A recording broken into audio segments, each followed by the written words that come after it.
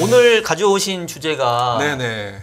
벌써 3일 뒤에 또 동시만기가 있다고 하는데 그래서 제가 무슨 말씀을 드릴까 고민을 좀 많이 했어요. 지금처럼 좀 시장이 아파할 때 뭐 ETF 쪽에서는 어떤 대응책을 내놓을 수 있는지 뭐 그런 얘기를 해드려야 되나 아니면 진짜 제 전공이라고 할 수 있는 만기 얘기를 해드려야 되나 또는 최근에 트렌드가 혹시 월지급식이라고 들어보셨나요? 월지급식 채권, 월지급식 ETF. TIF. 네, TIF도 뭐 그런 개념이라고 볼 수 있는데 리츠 ETF를 월배당식으로 바꾸고 고배당 ETF를 월배당식으로 바꾸고 이런 걸 보면서 저는 이런 걸 느꼈어요. 아, 시장이 참 많이 좀 급하구나. 왜냐하면 시장이 대세 상승일 때는 그냥 하루에도 5% 10% 먹을 수 있는데 월배당 해봤자 12분의 1로 드리는 거기 때문에 의미 있는 숫자가 나오기가 어렵거든요. 그렇죠. 근데 월배당식 이런 거에 시장 호응이 좋은 걸 보면서 아, 시장이 좀 지금 많이 지쳐 있구나. 또는 현금이 좀 많이 부족하구나. 왜냐하면 월배당으로 계속 자금이 유입되면 뭐 이걸 생활자금으로 쓰겠다. 또는 뭐 노후자금으로 쓰겠다. 뭐 이런 니즈가 있기 때문에 아, 시장이 좀 많이 어렵구나 또는 많이 물려 계시는 고객님들이 많이 계시는구나라는 것을 간접적으로 좀 느끼고 있습니다. 최근에 그 기관들의 매매 패턴을 보면 이게 도대체 무슨 결이 있는가? 결이라고는 하나도 없는 것 같고 그리고 또 선물 옵션 시장이 맞아요. 어제 그제 뭐 아주 웃깁니다. 종가 다르고 시초가 다르고 아주 장중에 다르고 그러면서 아마도 그래서 기관들의 매매는 거의 대부분 프로그램에 맞습니다. 귀착된 거 아닌가 싶네요. 그래서 제가 내린 결론은 일단 ETF 얘기 잠깐만 조금만 드리고 만기 얘기 또 파생 얘기 좀 드리도록 할 텐데요. 제가 이제 사내 방송 오늘 사내 유튜브 방송을 찍고 왔는데 제가 방송을 했던 게 3번째로 방송을 했는데 아무래도 저희가 신상품 관련된 내용을 할 수밖에 없지 않습니까? 그래서 첫 번째 방송했던 게 TDF였어요. TDF는 타겟 데이트 펀드라고 해서 자기 은퇴 연령에 맞춰서 자산 배분을 해주는 일종의 채권 혼합형이거든요. 그러니까 채권 혼합형 잘 생각해 보세요. 그 다음에 했던 게 그 삼성증권 김지만 애널리스트랑 채권에 대해서, 채권 ETF에 대해서 얘기를 했고요. 오늘 얘기한 것은 방금 설명드렸던 고배당이나 월지급식 상품에 대해서 얘기를 했어요. 자, 이 세 가지를 관통하는 용어는 뭐냐면 안정이에요. 채권 혼합으로 시장을 지켜라. 또 채권 요즘 뭐 금리 많이 오르긴 했지만 거꾸로 얘기하면 또 채권이 많이 싸진 거고 또 뭐 AA 회사채도 뭐 3년 만기긴 하지만 5%가 넘더라고요. 맞습니다. 그러면 채권을 사봐도 되지 않겠어? 뭐 이런 생각들을 가질 수밖에 없고 그리고 방금 얘기했던 것처럼 고배당이라든지 월지급식이라든지 이런 것들은 한 방에 뭐 대박을 일으키는 그런 상품이 아니라 조금씩 쌓아가는 상품이거든요. 그러다 보니까 여러분들이 아셔야 될 건 뭐냐면 최근에 ETF 업계에서도 좀 지키는 투자 쪽으로 가고 있어요. 뭔가 공격 앞으로 지금 이런 테마가 너무 좋아 뭐 이런 시대는 아닌 것 같고요. 물론 약간 니치한 테마 원전이라든지 방산이라든지 에어로스페이스라든지 이런 약간 니치한 테마 쪽으로는 상품을 내고 있긴 하지만 큰 그림에서 보면은 커버드 콜이라든지 뭐 이런 식으로 상품을 내면서 좀 ETF 운영업계에서도 좀 지키자. 자, 근데 여기서 제가 조금 질문을 드리고 싶은 게 사실은 그러니까 그게 지금 그런 안정성 있는 상품이 팔릴 만한 분위기라는 거잖아요. 팔릴 만한 분위기다라는 말씀도 와닿긴 하는데 지금 이런 상품밖에 내놓을 수가 없다. 그러니까 무슨 말씀이냐면 근데 사실은 또 이런 상품들의 세일즈라든가 마케팅이 약간 뒷북처럼 그러니까 예를 들면은 이런 상품이 뭐 시장 고점 찍고 이제 이랬었을 때 나왔어야 되는데 지금 한참 빠지고 30% 빠진 다음에 나오니까 제 얘기는 그러면 이제 저는 개인적으로 그 상품에 대해서는 좀 찬성하는 입장이지만 지금 30% 40% 조정받은 상황에서 그런 상품들 나오는 걸 보니까 그럼 또 역으로 뭐야? 이게 또 시장이 약간 인디케이터 약간 그 역지표로 봐야 되나? 뭐 이런 생각 하실 수도 있거든요. 혹시 그 부분은 어떻게 생각하세요? 굉장히 올바른 지적이세요. 저도 그게 저희 운영업계 한계라고 생각을 하는데 실은 ETF 상품은 상장 상품이에요. 상장 심사를 해야 되고요. 상장 심사를 하기 전에는 약관이라든지 이런 걸 먼저 올려야 되고 실제로 지금 상품이 나왔지만 저희가 준비한 것은 6개월 전에 또는 최소한 4개월 전에 준비를 해야 지금 상황에서 맞춰서 상장이 이루어지는 거니까 그건 저도 어쩔 수가 없어요. 저도 바로바로 상장을 할 수 있다면 그런 타임 렉을 좀 줄일 수 있지 않을까 생각하는데 어찌됐건 한국에서는 ETF가 상장 심사를 거쳐서 상장하다 보니까 그런 타임 렉이 생길 수밖에 수밖에 없다. 그렇지만 삼성자산운용 혼자만 이런 생각을 갖고 있느냐? 아니죠. TDF만 하더라도 키움자산, 한화자산 같이 냈고요. 그리고 채권 ETF도 거의 대부분의 ETF 운용사들이 냈어요. 네. 미래부터 한투까지. 그리고 뭐 그 최근에 고배당 ETF, 커버드콜 ETF 같은 경우에는 월지급식 ETF 같은 경우에는 아마 언론 기사 찾아보시면 굉장히 많이 나올 건데 뭐 아마 한 달, 두 달 전부터 나오던 그런 얘기니까 그렇게 저는 늦었다라고 생각하지는 않습니다. 네. 최근에 ETF 시장의 트렌드 말씀해 주셨고요. 네, 그리고 뭐 제가 말미에 월지급식 상품에 대해서 조금 정리를 해갖고 왔거든요. 그래서 그거는 말미에 좀 시간이 남으면 다시 한번 설명드리도록 하겠습니다. 알겠습니다. 그래도 뭐 저는 개인적으로 이런 ETF는 뭐 괜찮다고 봐요. 네, 그러니까 크게 크게 손실을 볼 가능성이 좀 크지는 않잖아요. 그렇죠. 다른 ETF, 테마 ETF는 저는 항상 조심해야 된다는 입장인데 이런 거는 뭐 그나마. 네. 그리고 제가 한 가지 말씀 안 드렸는데요. 우리 박종현 박사님 오셨으니까 만기 매칭형 ETF가 상장합니다. 예, 그 소식 들었습니다. 네, 들으셨죠? 네, 만기 매칭형 ETF는 뭐냐면 ETF는 존속 기한이 없습니다. 주식처럼 존속 기한이 없는데 채권형 ETF에 한해서만 존속 기한이 있는 채권형 ETF를 허용해 주겠다라는 것이 8월 31일자로 바뀌었고요. 지금 제가 알기로는 5개 운용사에서 10개 만기 매칭형 ETF를 준비하고 있고요. 뭐 당연히 듀레이션이 금리 인상기니까 듀레이션이 긴 상품보다는 아마 한 1년, 2년, 3년 요 정도 해서 뭐 1년 국고채, 뭐 1년 은행채, 1년 여전채 아니면 뭐 2년 뭐 회사채 뭐 이런 식으로 그 만기가 존재하는 채권형 ETF가 나올 거고요. 이 ETF를 사게 되면은 아무래도 그냥 ETF는 금리 상황에 따라서 뭐 만기까지 3년 내가 국고채 3년 ETF 샀다고 하더라도 3년 된다고 해서 그 쿠폰 금리가 보장되는 건 아니지 않습니까? 금리가 뭐 어느 정도 그 형성돼야 그 쿠폰 금리가 확정이 되는데 이 상품은 만기가 되면 그 채권을 들고 있는 것과 똑같은 원금을 주는 거의 비슷한 원금 플러스 쿠폰이 발생합니다. 캐리를 다 끌고 간다는 거냐? 이자 돈 다 준다. 네네네. 중간에 가격 변동을 좀 죽여놓고. 네, 맞습니다. 채권은 가격 변동이 좀 있으니까. 그러니까 사실 저도 오늘 이제 제 채널에서 누가 어떤 분이 질문을 주셔서 저도 이제 바로잡았는데 차이가 뭐냐면 지금 나와 있는 채권 ETF는 상시 만기예요. 그래서 예를 들면 뭐 코세프 10년 이러면 10년 만기를 계속 유지하기 위해서 이 바스켓 채권을 계속 교체를 해주거든요. 그러니까 얘 만기는 그냥 10년짜리이기 때문에 만기가 도래하지 않습니다. 그러면 이제 채권이라는 거는 원래 만기가 도래하면 원금을 받아야 되잖아요. 그렇죠. 그러니까 가격이 많이 빠져도 만기가 되면은 원금이 돌아오는 게 채권의 장점인데 지금의 채권 ETF는 그게 없는 거예요. 맞아요. 그래서 계속 그럼 유통에 계속 들어가는 거네요. 그렇죠. 금리 변동성에 계속 가격이 흔들리는데 그러면은 마이너스 이번에 많이 났겠네. 마이너스 많이 났죠. 근데 이제 만기형 만기 매칭형 채권 ETF는 채권하고 똑같이 만기가 되면 원금으로 회복을 해줘요. 네, 맞습니다. 그래서 이제 그게 가장 큰 효과는 알채권 하는 거나 똑같네요. 그렇죠. 완전히 채권과 똑같은 형태, 뭐 완전히는 아니겠지만 그 자금 흐름은 캐시플로우는 비슷하게 나온다. 근데 알채권하고 비슷한데 일반인들이 알채권 사기가 힘드니까 그렇죠. 그 대신에 대안으로 채권 ETF를 낸다. 만기 매칭형. 그리고 또 이제 이런 만기 매칭형 ETF는 어떤 데 쓸 수 있냐면 채권형 펀드에서 쓸 수 있거든요. 만약에 채권형 펀드가 한 2년 만기, 2년 듀레이션 채권형 펀드인데 또 2년물이 없을 수도 있거든요. 그때는 뭐 2년 아니면 2년짜리 만기 매칭형 ETF를 갖다가 집어넣으면 그 기초자산 한국 걸로만 하는 거죠? 아직은 한국 걸로만 하고 있습니다. 그러니까 제가 봤을 때 이래요. 그러니까 여러 다양한 상품군이 나오는 거는 그만큼 투자자들의 선택이 넓어지는 거니까 이제 그런 차원에서 이런 유형의 ETF도 나온다.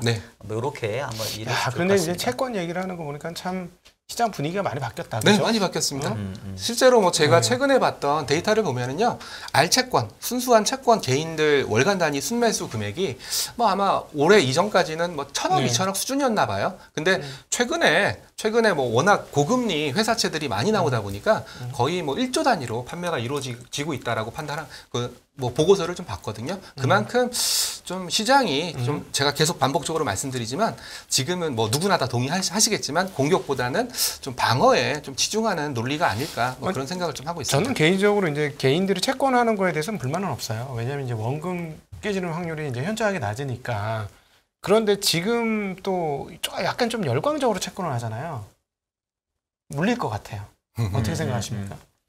그러니까 이제 아까 제가 얘기했던 것처럼 이제 상품이라는 게 이게 나오는 시기가 이게 똑같이 약간 후행하는 게 있기 때문에 뭐 이제 그래서 제가 좀 질문을 드린 거긴 한데 근데 모르겠습니다. 어쨌든 채권이라고 하는 거는 만기나 원금이 어느 정도 보장되는 상품이기 때문에 ETF 말고 지금 현재 채권 ETF 말고 그러니까 그만큼 투자자들이 현재로서는 이 원본 보장에 많이 이렇게 좀 목말라 있다 이런 거고 채권이 물리려면 여기서 금리가 이제 더 올라야 되는데 제가 항상 얘기하지만 보유 편향 우리 각도님 제일 많으셔. 아니 진짜. 여기서 채권이 더 망가지면 주식은 더더더 망가집니다. 제가 뭐 주식이 좋다는 얘기가 아니라 채권은 금리 더 오르는 게 맞죠. 콜을 3%, 3.5% 사이를 올리겠다는데 어떻게 시장 금리가 그 부분 또 반영해 있다니까요. 아니 그거 좀 설명해 주세요. 아니 10년물 금리가 어떻게 콜 금리하고 붙을 수가 있어요? 한국에서? 지금 안 붙었는데? 거의 붙어 있잖아요. 아니죠. 다음 아닙니다. 11월 되면 붙어요. 한국은행 현재 기준금리 2.5고요. 2.5죠. 연말 가면 3% 정도고. 네, 3%잖아요. 국고채 10년금리 3.8입니다. 2년물, 3년물. 2년물, 3년물도 지금 거의 3.5 이상 올라가 있습니다. 다시 올랐나요? 예, 다시 올랐습니다. 예. 자, 빨리 우리 15년 모였으니까 이게 빨리 만기 얘기 좀 해주시죠. 예, 이번 주 목요일이 9월 만기고요. 지금 이 만기가 왜 중요하냐면 방금도 각도기 님이 설명했던 대로 만기 이전에 이상한 일이 발생하고 있어요. 화면 잠깐 띄워주시면은요. 예, 이게 9월 만기 이전에 선물 베이시스거든요. 선물 베이시스가 뭐 떨어지긴 떨어져요. 왜냐하면 선물은 만기가 가까이 다가가면 다가갈수록 현물인 코스피 200 가격으로 정산을 해주기 때문에 베이시스가 떨어지는 건 당연한 건데 이렇게 만기가 8월 30일이면 만기가 얼마 안 남은 상황인데 시장 베이시스가 마이너스 1포인트까지 갔었어요. 그렇죠. 무슨 말이냐면 선물이 이자만큼 더해주기 때문에 만기가 길게 남아있으면 높은 가격이고 만기가 짧게 남아있으면 현물 가격이랑 붙어서 수렴하는 현상이 일어나는데 이건 수렴이 아니라 밑으로 확 내려가 버린 거죠. 그만큼 선물의 저평가가 굉장히 심했고 이 저평가된 선물을 누가 만들었냐 이게 굉장히 중요한 키포인트인데 당연히 외국인이었어요. 외국인들의 한 9천 계약 금액으로 환산하면 몇 조 될 것 같은데 9천 계약에 달하는 선물 매도가 이루어지면서 선물 가격이 현물 가격보다 밑에 있는 백워데이션 상황이 연출됐는데 야 백워데이션 상황이야 언제든 연출될 수 있잖아. 근데 만기가 며칠 안 남았는데 백워데이션 일어났고요. 3일밖에 안 남았는데 지금. 이 마이너스 1포인트라는 게 어떤 의미인지 잘 모르시겠지만 차익거래 하시는 분들한테는 거래세 0.23% 이상의 괴리만 벌어지면 저평가된 선물을 사고 고평가된 주식을 때려버리거든요. 그 0.23%를 초월하는 아마 대략 한 0.4, 0.5% 정도의 마이너스 괴리율이 발생했던 거예요. 그러다 보니까 옆에 그림 차트 나와 있는 게 뭐냐면은 금융투자인데요. 금융투자는 크게 보면 두 가지 매매를 하고 있어요. 자기 자본으로 주식을 매매하는 풀합 매매와 ETF 또는 ELS 뭐 이런 구조화 상품에 대한 LP, 해칭 매매, 일종의 마켓 메이킹 매매를 하고 있는데 금융투자가 이렇게 현물 매도를 많이 했다는 것은 자기가 들고 있던 R 주식을 때렸다 이렇게 보시면 안 되고요. 왜냐하면 금융투자는 최근에 풀합 매매를 많이 줄여놨기 때문에 이만큼 주식을 팔 만큼 주식을 안 들고 있었어요. 즉 무슨 말이냐면 야 선물이 이만큼 저평가네? 나 저평가된 선물 사고 고평가된 주식을 팔아서 만기날 그 차익만큼 고정할 거야. 이런 물량들이 여기 보시면 거의 2조 가까이 들어와서 나오게 된 거예요. 이게 이번 하락을 만든 가장 큰 장본이다라고 생각을 하고 있습니다.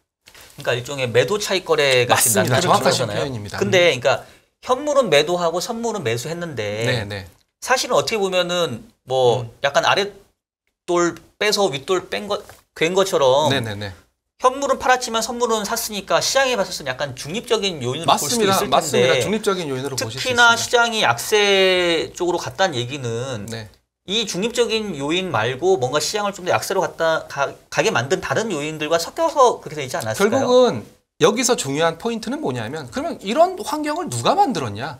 누가 이렇게 극단적인 선물 매도를 감행했냐? 이게 가장 키포인트인데 외국인들의 선물 매도가 가장 극단적인 상황을 연출하게 된 키포인트다라고 생각을 하고 있고요. 그리고 이제 만기가 얼마 안 남았기 때문에 과연 외국인들이 이렇게 많은 매도를 계속 끌고 갈까?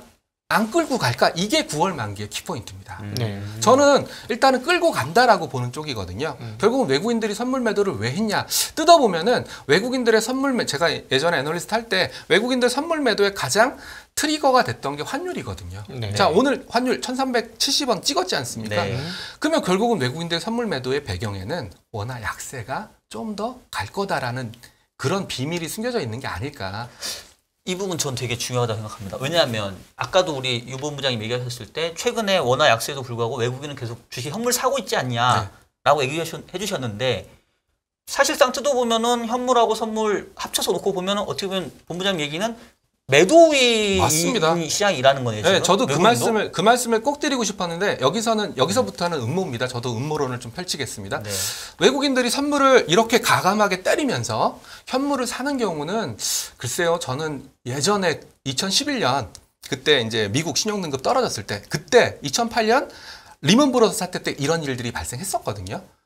결국은 외국인들이, 한국 사람들은 그래도 파생에 대한 거부감이 좀 많아요. 파생 그러면은 좀 투기적이고 이거는 좀 뭔가 나쁜 애들이 하는 것 같고 이런 생각을 많이 하시지만 실제로 금융 선진국으로 갈수록 파생 상품을 좀 더 다이나믹하게 운용을 많이 하시거든요. 실제로 최근에 어떤 ETF가 나왔냐면 들어보셨죠? 테슬라 1.5배 ETF. 네. 테슬라만 한 종목만 들어가 있는데 1.5배, 2.2배 레버리지가 들어가 있고 마이너스 1배, 마이너스 2배 이런 ETF가 나왔다는 것은 그건 ETF가 아니라 파생 상품이라는 얘기거든요.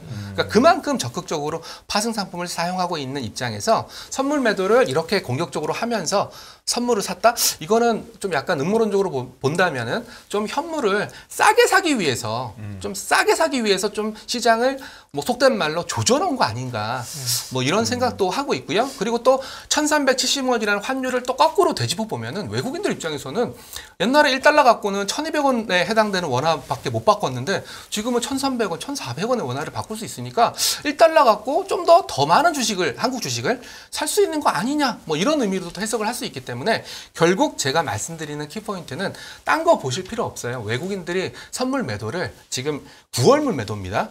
그리고 이번 주 목요일이 되면 9월물은 만기가 되거든요. 12월물로 계속 끌고 가느냐 아니면 좀 정리하고 가느냐, 이게 가장 중요한 키포인트다라고 생각을 하고 있습니다. 그럼 부모님, 저 하나 더 여쭤보고 싶은 게 그러면 사실은 최근에 외국인의 주식 현물 매수세가 원화 약세에도 이어지고 있다라고 해서 그냥 우리는 안심하고 있었는데 알고 보니 선물을 더 팔았네 이거잖아요. 근데 지금 그 이유가 싸게 살 수 있는 기회를 보려고 그런 거다. 그런 기회를 만들려고. 그럼 이제 과거에 이제 이런 패턴이 펼쳐지면 얘네들이 뭐 환매수라고 해야 되나요? 팔았으면 다시 살 거 아니에요. 그 사는 기간이 짧게는 얼마 안에 샀던 경향이 많은지, 아니면 이게 뭐 진짜 몇 개월 갈 수도 있는 건지 어떻습니까? 물론 뭐 과거 패턴이긴 하지만 한 6개월에서 12개월 정도 됐던 것 같아요. 그 정도까지도 매도를 가져간다고요? 네네네. 그럼 되게 이건 추세적인 매매에 가까운데요, 선물 거래도. 그래서 뭐 저는 아직 뭐 전망을 하는 애널리스트는 아니지만 뭐 개인적으로는 한 뭐 9월 만기 때 어떤 현상이 일어날지 모르겠지만 일단 뭐 재미없는 시장 흐름이 좀 더 길어지지 않을까, 뭐 그런 생각을 개인적으로 좀 하고 있고요. 그런 생각을 녹여가지고 좀 뭐 상품 개발이라든지 그런 쪽으로 좀 활용을 좀 하고 있습니다. 지금 외국인들은 7월 5일 이후로 5조 넘는 한국 주식으로 수배했습니다. 그러니까요. 네, 거래소에서. 그리고 계속해서 베이시스 장 마감에 보면 백오데이션으로 끝날 때가 많았고 장중에는 붙였다가 맞습니다. 다시 그러니까 저는 그게 이해가 안 된다는 거죠. 왜냐하면 외국인들이 방향성 매매를 할 때는 우리나라 사람이랑 똑같아요. 현선물 동반 매도. 아니 방향성 배팅할 때는 현선물 동반 매수, 물론 시간 차이는 있을 수 있어요. 왜냐하면 만약에 정말 좋은 호재가 발생했다, 삼성전자가 급등한다, 그러면은 일단 삼성전자를 사는 게 아니라 선물을 사겠죠.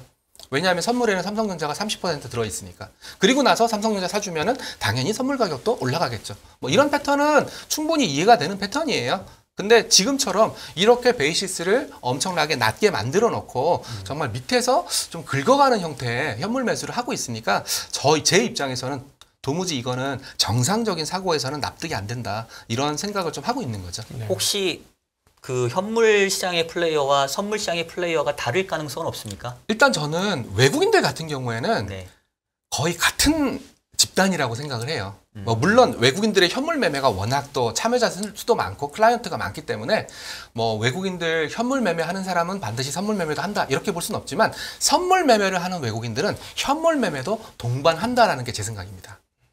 그러니까 모든 현물 매매를 하는 외국인들은 일부만 선물 매매를 할 수 있겠지만 선물 매매하는 외국인들의 99%는 현물도 같이 트레이딩을 한다라는 게 제 생각이고, 실제로 뭐 역사적으로 봤을 때에도 뭐 선물이 먼저 움직이고 현물이 따라간다든지 그런 패턴들이 역사적으로 봤을 때도 아마 각도기님도 기억나시는 경우가 많이 있으실 테니까 저는 뭐 그쪽에 좀 방점을 두고 있습니다. 아니 그러면 아까 지금 7월부터 외국인 매수세가 한 5조 넘잖아요.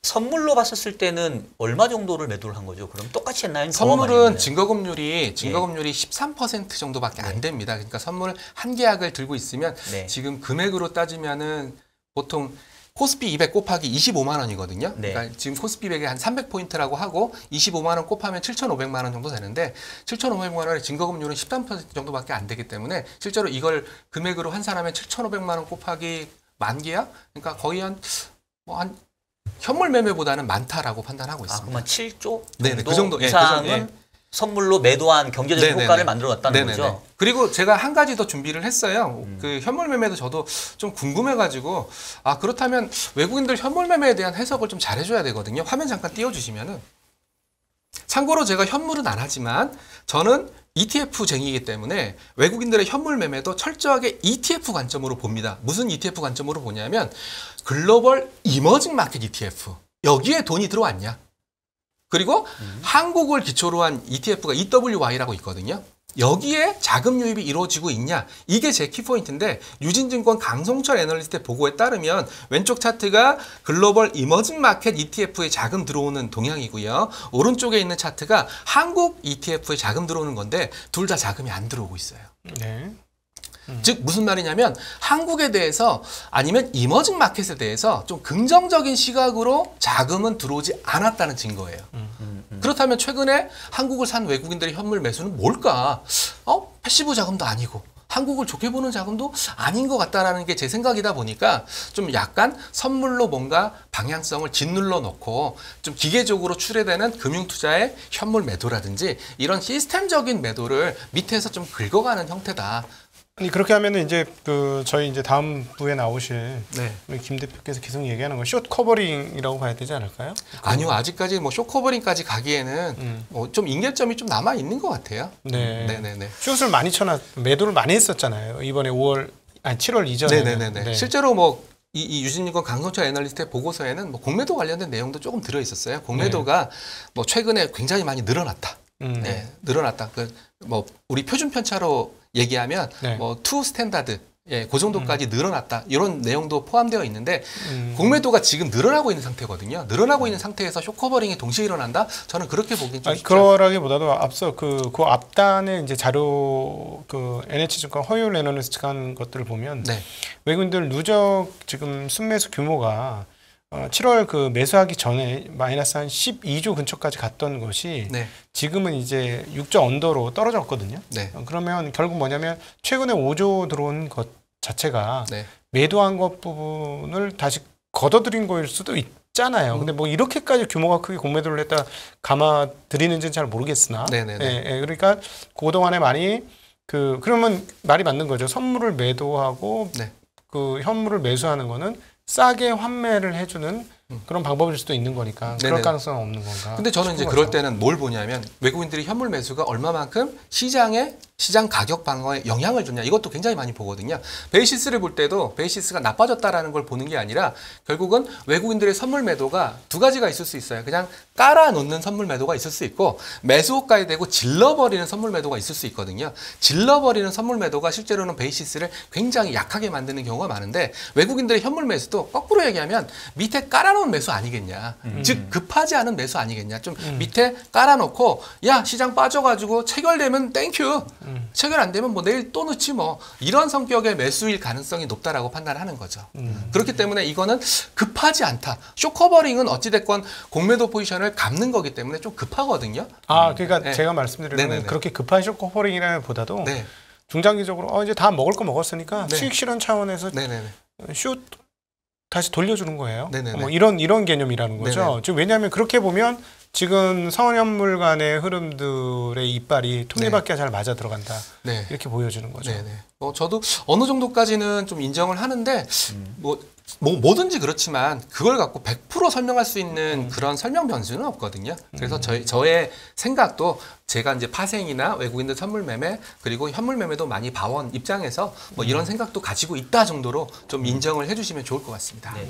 저희 인포맥스 라이브 시청자들과의 소통을 좀 중요하게 생각하는데 저희 댓글 창에 지금 피봇 만들기라는 분께서 CFD 계좌 중에 혹시 외국인 비중이 얼마나 됐는지 알 수 있냐고 좀 여쭤보셨거든요. 혹시 알 수 있나요? 실제로 제가 CFD 관련된 뭐 리서치를 한 건 아닌데 스터디를 좀 하다 보니까 일단 전문 투자자만 CFD를 할 수 있고요. CFD는 일종의 뭐 마진 거래니까 그냥 선물 거래랑 똑같다라고 생각하시면 됩니다. 대신에 선물 거래는 코스피 200 또 아니면 지정되어 있는 주식들 뭐 요렇게 되어 있는데 CFD는 아마 제가 알기로는 뭐 특별히 그 CFD의 범주에 뭐 제한은 기초자산의 제한은 없는 걸로 파악을 하고 있거든요.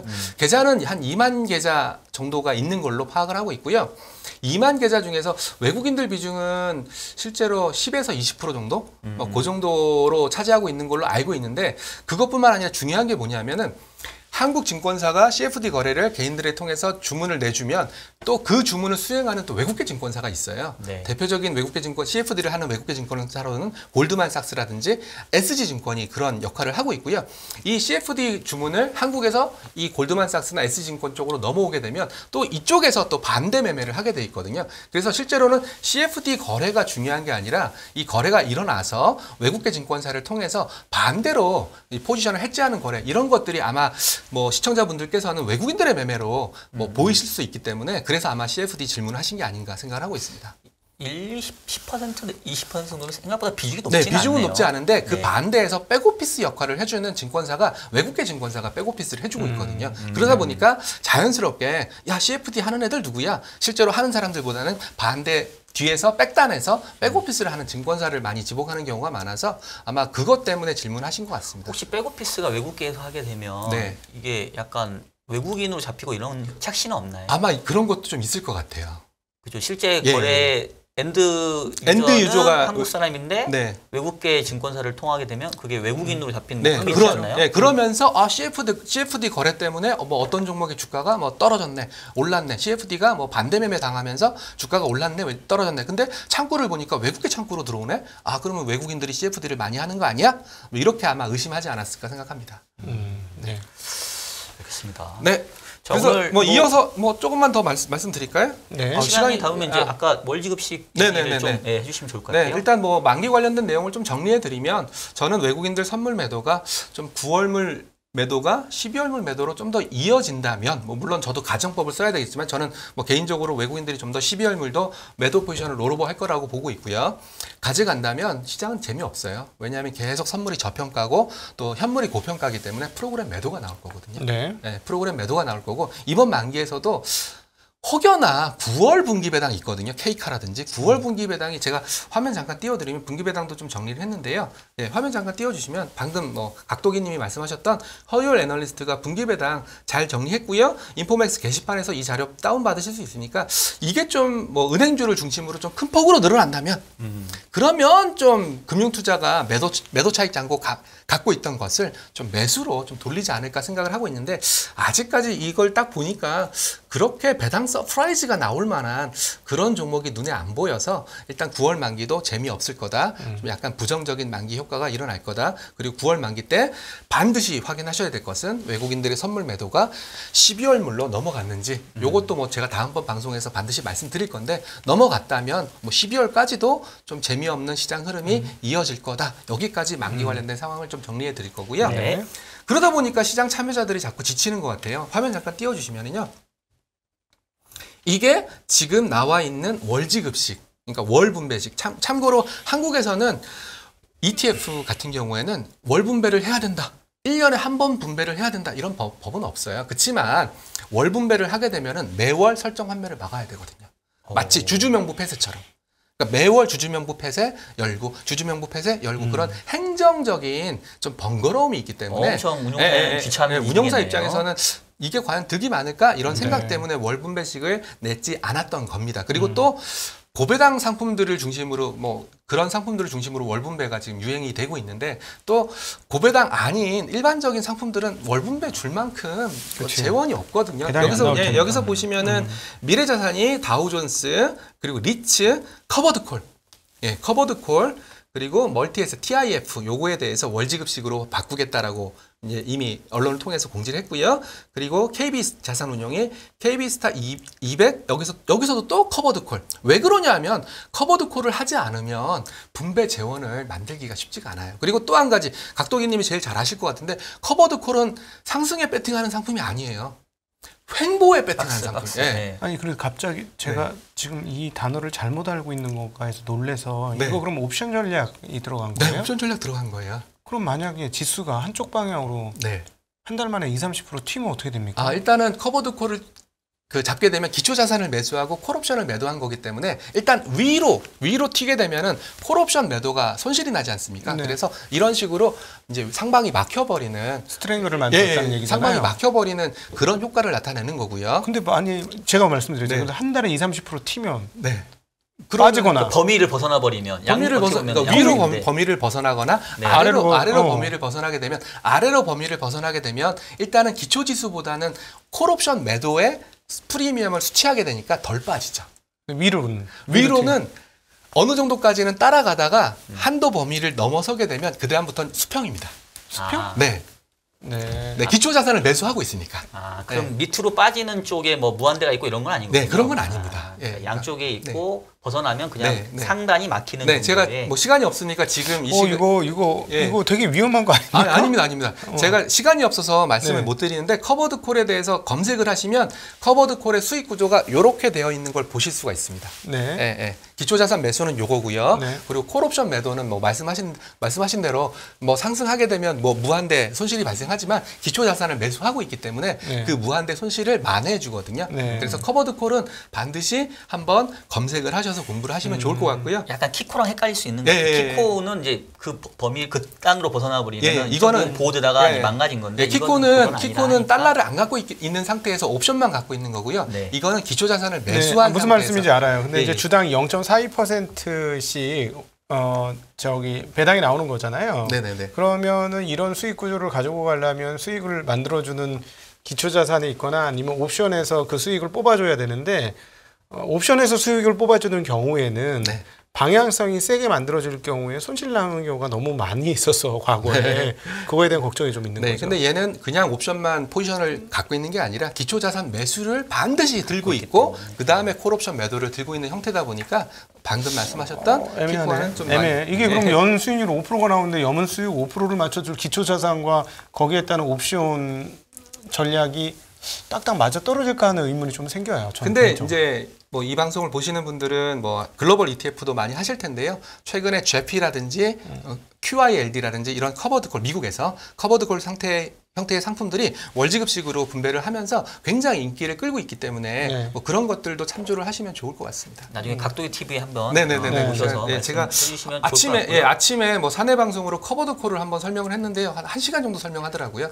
그래서 그거는 스킵하겠고요. 그리고 결국은 이렇게 월지급식 ETF가 나오고 있다는 것은 결국은 뭐 연금 생활자들이 좀 많이 늘어난 거 아닐까, 저는 그런 생각도 얼핏 하고 있거든요. 이제 뭐 건강보험료가 뭐 갑자기 뭐 은퇴하고 났는데 많이 나온다든지 뭐 그런 일들이 왕왕 발생하니까 이런 월분배 방식의 상품에 대한 시장 수요도 늘어나고 있다. 저는 그 정도까지 설명드리겠고요. 그리고 커버드콜은 뭐 제가 기회 되면 한 번 더 설명할 수 있는 뭐 기회가 됐으면 좋겠습니다. 그러니까 사실 이제 저도 개인 유튜브를 하잖아요. 저는 이제 퇴직연금, 연금 투자에 관련해서 ETF 투자를 이제 저도 많이 소개를 하는데, 지금 이제 왜 그러냐면 7월 달부터 이 디폴트 옵션이 도입되면서 퇴직연금 운용에 대해서 사실 관심이 높아지고 있어요. 맞아요. 그래서 아마 이런 월지급식 이 상품에 대해서도 최근에 좀 니즈가 많이 좀 커져서 그렇지 않을까 하는 생각이 들고요. 나중에 저희 채널도 한번 좀 알겠습니다. 그래서 이제 뭐 제가 늘 드리는 말씀인데, 저는 뭐 박종현 박사님이나 각도기 선생님처럼 매크로를 보진 않습니다. 매크로는 워낙 잘 보시는 분들이 많으니까 저는 매크로를 보기보다는 파생이라든지 수급이라든지 아니면 ETF 시장에 새로운 상품이 왜 나오게 됐을까, 이런 쪽에 좀 방점을 두는 그런 사람이니까 뭐 그런 쪽으로 좀 버무려서 저를 해석해 주시면 좋을 것 같습니다. 알겠습니다. 최근에 이제 시장 분위기가 공격보다는 약간 방어 쪽에 있고 그런 시장 상황에 어느 정도 동의하신다면 이러이러한 상품군들에 대한 투자 기회가 있다. 그리고 또 월지급 상품의 가장 큰 장점이, 만약에 예를 들어서 시장이 10% 빠졌다. 근데 나는 그 사이에 한 뭐 1-2% 정도 월지급을 먼저 받았다. 그러면 실제로 나의 손실은 8%, 뭐 7% 정도니까 아마 그런 효과도 이런 월지급식 ETF들이 노린 거 아닐까, 뭐 그런 생각도 얼핏 하고 있습니다. 알겠습니다. 최근에 ETF 시장의 트렌드, 그리고 또 만기에 따른 또 외국인들의 어떤 꼼수, 생각이 뭔지 자세하게 설명을 해주셨고요. 이만 우리 최창규 본부장님은 보내드리고 다음번에 또 저희 월요일 날 함께 해주시기를 바라겠습니다. 수고하셨습니다. 감사합니다. 네.